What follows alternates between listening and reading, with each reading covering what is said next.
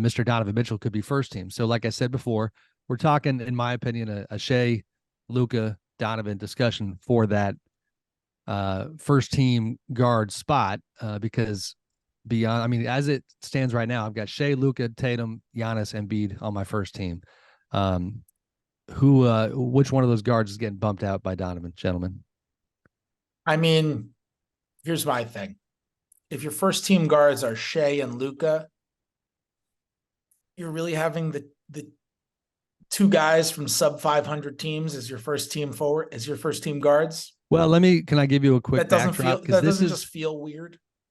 As great as those guys have been. I mean, first of all, when it comes to Shea, he's going to get 5th place MVP votes, not from me, but he's going to get them. So is Donovan. Fair. All right. Touche. Well done. But they both are going to get, I'll be curious. That'll be really interesting to see how many he gets, but I hear you. I can see that's going to happen. I should have set it up this way, and I'm pretty kind of heels dug in on this particular choice this year.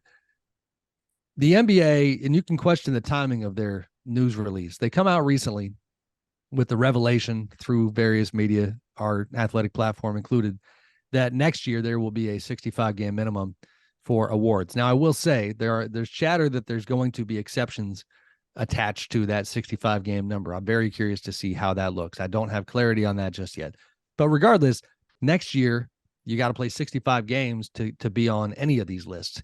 So with that in mind, and considering I have railed on this pod a lot this season about the load management stuff, about my own fatigue, seeing guys sit when it doesn't really make sense that they sit, I am very much of the mind that I'm going to reward guys who play a lot. Now, I know injury and health is out of their control, but it is what it is. So as I broke everything down, I essentially decided this time around that as a soft kind of entrance into the rules next year, that I was going to have like a 60 game minimum. If I stick, if I'm stubborn on that, you're talking about Steph Curry, Damian Lillard, James Harden, a lot of guys who have very good years. I mean, even farther down the line, fewer games, Kevin Durant, 47 games, maybe 48. It takes a lot of guys, Kawhi Leonard, out of the mix. So that's kind of my backdrop, and that is partly how you end up with a Shea and Luka on the first team. I mean, to Fred's point, I can't discount what happened with the Mavericks. It's hard. It stinks. It is so stenchy. I smell it in Colorado. Just the way that team imploded, and I can't reward a guy for that. So I generally, I obviously look at individual production. I look at context, and then I look at team success.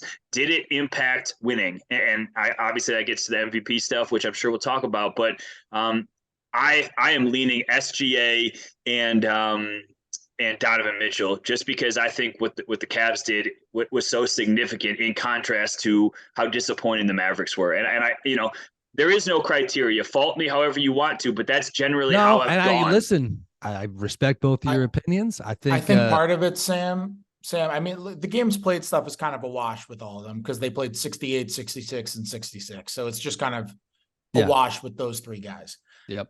I think you could easily justify Shea or Luka on the first team. I think normally I spend so many hours when I have a vote. I spend so many hours pouring through stuff, watching things and looking at stats and all that kind of stuff. And I don't do that when I have a vote. I think I would lean towards Shea first team because Luka's defense this year just fell off such a cliff. Like he was such a big culprit for their transition defense because he was, having very polite, very nice, thoughtful conversations with officials instead of getting back on defense. And that's stuff that you guys know me. Like I am a sucker for the human dynamics. Like what impact are you having on your group? And to be clear, that when I make that point, I'm not making that as like a punishing him because he complains things. I'm just making it as that affects your defense, that affects your team's defense. And guess what?